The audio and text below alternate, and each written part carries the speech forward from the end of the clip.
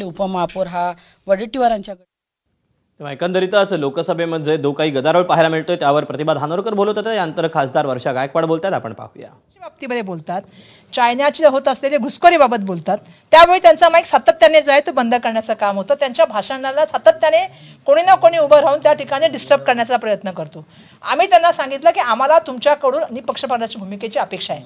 एकदा गेलो, दोनदा गेलो, तिसऱ्यांदा गेलो, शेवटी जसं ताईंनी सांगितलं 4 वाजता त्यांनी सांगितलं की तुम्ही या, त्याप्रमाणे आम्ही 4 वाजता सुद्धा गेलो. आम्हाला अपेक्षा होती की ते काहीतरी भूमिका सांगतील, परंतु त्यांच्या माध्यमातून कुठल्याही तऱ्हेची भूमिका त्या ठिकाणी आली नाही. आता तुम्ही मगाचपासून जो प्रश्न विचारताय की देशाच्या पंतप्रधानांना तुम्ही त्या ठिकाणी काय करायला गेला होतात, हे बघा, संसदीय लोकशाहीमध्ये आमचा पूर्ण विश्वास आहे. पहिली गोष्ट तर एक मला या ठिकाणी सांगायची की माझ्या आयुष्याचे अर्ध आयुष्य हे संसदीय लोकशाहीमध्येच माझं गेलेलं आहे. आणि भारतरत्न डॉक्टर बाबासाहेब आंबेडकरांची अनुयायी म्हणून मी सांगते, आम्ही देशाच्या संविधानामध्ये, संसदेमध्ये पूर्ण विश्वास ठेवतो, त्याचा पूर्ण आदर ठेवतो. काँग्रेस पक्षाची अनुयायी म्हणून मी हे सांगू शकते तुम्हाला की काँग्रेस पक्षामध्ये मी काम करते आणि काँग्रेस पक्षाने आम्हाला काय शिकवलं तर महात्मा गांधीजींनी आम्हाला अहिंसा आणि सत्य शिकवलेले आहे, शांतता शिकवलेली आहे.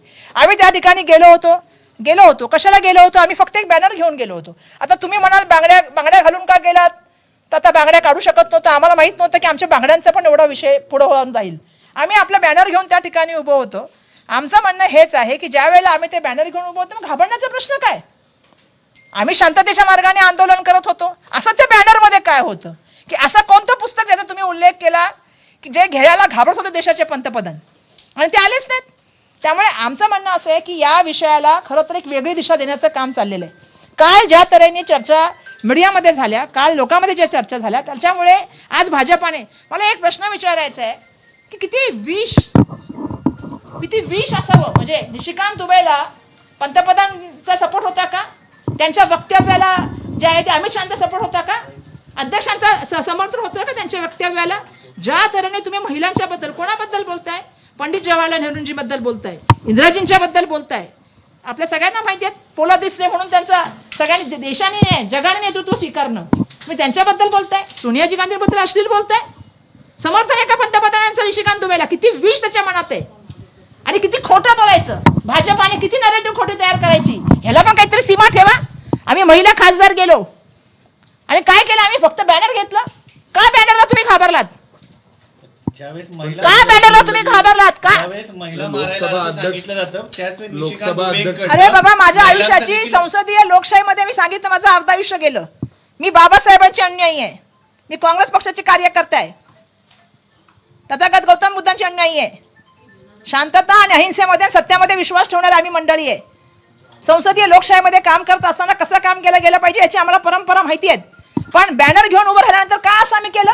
काय बॅनरला घाबरले असं की कोणत्या रिपोर्टला घाबरली? निशिकांत दुबे त्यांना वाटलं की आता नवीन तो कुठला अमेरिकेचा रिपोर्ट आलाय,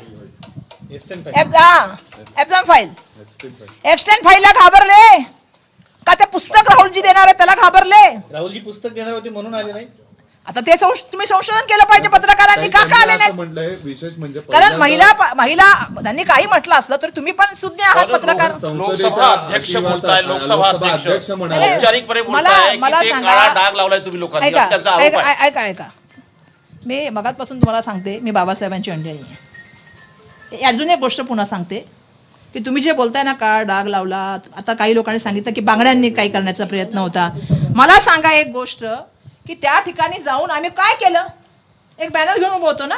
त्यांच्या कार्यालयाबद्दल बोलतात ते, लोकसभा अध्यक्षाच्या कार्यालयाबद्दल ते म्हणतात की लोकसभा अध्यक्षांनी पण पहिल्यांदा मला सांगा जर आम्हाला संसदीय लोकशाहीमध्ये जर न्याय मागायचा असेल तर कोणाकडे न्याय मागावा? कोणाकडे न्याय मागितला पाहिजे? कस्टोडियन कोण आहे? त्या हाऊसचे कस्टोडियन पूर्णपणे जे आहेत ते लोकसभेचे अध्यक्ष आहेत. आणि अध्यक्षांना आम्हाला अपेक्षा आहे की त्यांनी निष्पक्षपणे काम करावं, आम्हाला न्याय द्यावा. विरोधी पक्षामधले आहेत म्हणून त्यांना बोलायला द्यायचं नाही, सत्ताधारी पक्षामधले ते अश्लील बोलतात तर त्यांना बोलायला द्यायचं, ही भूमिका बरोबर नाही. आणि ती भूमिका पहिल्यांदा इतिहासात लोकसभा अध्यक्षांनी पण पहिल्यांदा निशिकांत दुबेने महिलांचा अपमान केला, निशिकांत दुबेने देशाच्या पंतप्रधानांचा अपमान केला आणि अश्लील बोलले. एका ठिकाणी सांगायचं मॅगझिन अलाउड नाही, पुस्तक अलाउड नाही, हे अलाउड नाही, ते अलाउड नाही. तुम्ही काल पंतप्रधानांच्या खुर्चीजवळ गेल्या होत्या तेव्हा दुबे तिथे होते का? मग तुम्ही दुबेंशी काय बोलण्याचा तेव्हा प्रयत्न केला का? हे बघा, मी एक गोष्ट सांगते तुम्हाला, आपण सगळेजण जिथे इथे बसलेलो आहोत ते संविधान लोकशाहीमध्ये मांडणारी मंडळी आहोत. लोकशाहीने दिलेल्या अधिकारांचा आम्ही वापर करू शकतो, संविधानिक हत्याराचा आम्ही वापर करू शकतो. आम्ही बॅनर घेऊन उभं होतो. बॅनर घेऊन उभं होतं तर यायचं होतं. आमच्याकडे काय हत्यार होतं का मारायला? काचेच्या बांगड्या होत्या असं काही आता काचेच्या बांगड्या हातामध्ये घातल्याच नाहीत बाबा, लग्नानंतर कधी घातल्या नाहीत. एक पण मग प्रश्न असा आहे- लोकसभेत- आणि मला हे सांगायचं की ज्या महिला काचेच्या बांगड्या घालतात त्यांचा मी सन्मान करते. महिला हातामध्ये बांगड्या घालतात, पण त्या बांगड्याचा अर्थ असा होत नाही की कोणाला मारायसाठी घालतात. त्या त्यांचं सौभाग्याचं लेणं म्हणून घालतात. काही लोकसभा अध्यक्षांनी असं पण म्हटलंय, औपचारिकरित्या म्हणलंय की महिला खासदार आल्या त्याच्यामुळे पंतप्रधानांना येऊ नका असं मी सांगितलं. काही अनुचित का प्रकार घडला. सांगितलं? म्हणजे स्वतः अध्यक्षांच्या मनातच काहीतरी आलं काय याबद्दल? शारीरिक हल्ला होईल असं त्यांचं म्हणणं अरे होतं. मी ते वापस एक बोलते, शारीरिक हल्ला कसा होणार? कसा होणार? तुम्ही मला असं विचार करून सांगा. 25 वर्षाच्या राजकारणामध्ये किती लोकांना शारीरिक हल्ला केला? सर्वसामान्य माणसांना सांगा, एक शिवी दिली म्हणून सांगा. काही महाराष्ट्रातून तुमच्यासोबत शोभा बच्चे यांचं असं आहे की त्या ठिकाणी आमचा प्रयत्न होता की आमचं म्हणणं आम्ही अध्यक्षांना सांगण्याचा प्रयत्न केला. एकदा नाही, दोनदा नाही, तीनदा केला. आमचं म्हणणं होतं की एक व्यक्ती सातत्याने संसदमध्ये उठतं, संसदेच्या पूर्ण प्रणालीला बाजूला ठेवून काहीतरी वेगळा विषय काढून त्या ठिकाणी पूर्ण संसद डिस्टर्ब करतं आणि पूर्णपणे त्यांचं बोलणं बेजबाबदारपणाचं अश्लील असतं. आणि अशा व्यक्तीचं पुस्तक चालतं, मॅगझिन चालतं, त्याचे रेफरन्स चालतात. आणि विरोधी पक्षनेता जर त्यावेळेला राहुलजी बोलतात की देशाच्या सुरक्षेबाबत, चायनाच्या घुसखोरीबाबत, तर तुम्हाला चालत नाही, ऐकायची तुमची मानसिकता नाही. आणि काल तुमचं एक नरेटिव्ह सेट झाल्यानंतर तुम्ही आज एक नरेटिव्ह सेट केलं की महिला मारायला आल्या. भाजपा इतकं खोटं बोलते हे काय तुम्हाला आज माहितीये? खोटं बोलायचं पण रेटून बोलायचं, तिचं नाव भाजप आहे. असे असंख्य उदाहरण मी देऊ शकते की ते नरेटिव्ह सेट करायसाठी. मग काय करायचं? हे नरेटिव्ह सेट करायचं, अरे आम्ही बाबासाहेबांचे आहोत अनुयायी, आमच्या समोर काय नरेटिव्ह सेट करू, आम्ही कायदा सुव्यवस्था पण जाणतो, देशाचं संविधान पण जाणतो आणि आमच्या मर्यादा पण जाणतो. पण मर्यादा बरोबर आम्ही हे पण जाणतो, एखाद्या व्यक्तीचा अन्याय करत असेल तर त्या अन्याय सहन करणं सुद्धा महापाप आहे. हे आम्हाला बाबासाहेबांनी शिकवलंय आणि ते घेऊन आम्ही पुढे जात आहोत. एक फोटो लोकसभेतला पुढची येतोय. भूमिका आमची हीच आहे की सत्य बोलण्याचं काम आम्ही मागे केलं. आम्ही सत्य बोलणार. नरेटिव्ह किती जरी सेट केलं तर मी आणि प्रतिभाताई त्या ठिकाणी होतो. सांगा आमच्या हातात कुठलं हत्यार होतं? सांगा ना तुम्ही. काय संसदेमध्ये हत्यार घेऊन जाणं अलाउड आहे का? इंदिरा गांधी काही निशिकांत लोक- म्हणजे तुम्ही ज्या वेळेला काही बोलू शकत नाही महिलांच्या ह्याच्यामध्ये, तर तुम्ही त्यांच्यावरती असं करणार? सांगा. आम्ही दोघी पण लोक म्हणजे आमदार होऊन आलेलो आहोत. किती लोकांना आम्ही सांगावं विधानसभेमध्ये काय केलंय, कोणाला कधी हात दिलाय, कोणाला कधी त्या ठिकाणी कोणाला मारलंय, कोणाला त्या ठिकाणी आम्ही कधी शिव्या दिल्यात. त्यामुळे आमची ती परंपरा नाहीये.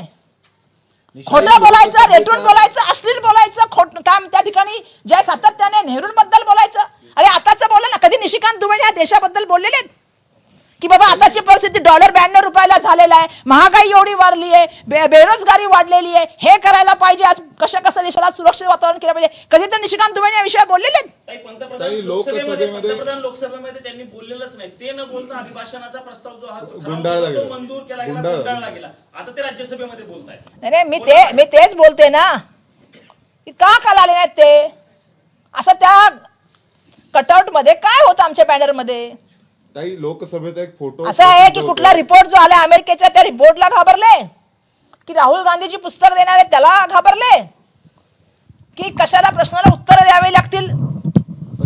काही लोकसभेचा एक फोटो येतोय. दडपशाहीचं पण राजकारण करण्याचा प्रयत्न चाललाय, खोटेपणाचा पण चाललाय. ताई पण प्रश्न ताई, असा आहे- हे पूर्णपणे खोटं आहे.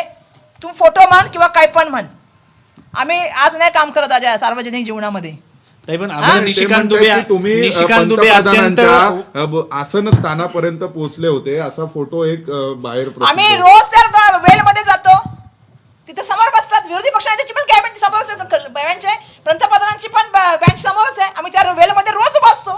मग पण निशिकांत दुबेंनी ज्या असं पद्धतीने आहे की आम्ही पण सांसद आहोत, आम्ही जाऊ शकत नाही का कुठे? नाही, अध्यक्षांच्या केबिन मध्ये पण काल तुम्ही गेला होता, तिथला एक व्हिडिओ आला, त्यात तुम्ही दिसताय आणि त्याच्यावरती आरोप होतोय की तिथं पण तुम्ही गोंधळ घातला. तेव्हा आमचं आंदोलन शांततेच्या मार्गाने सुरू होतं, आमच्या हातात केवळ बॅनर होता, तुम्ही का घाबरलात असा प्रश्न वर्षा गायकवाड यांनी विचारलेला आहे.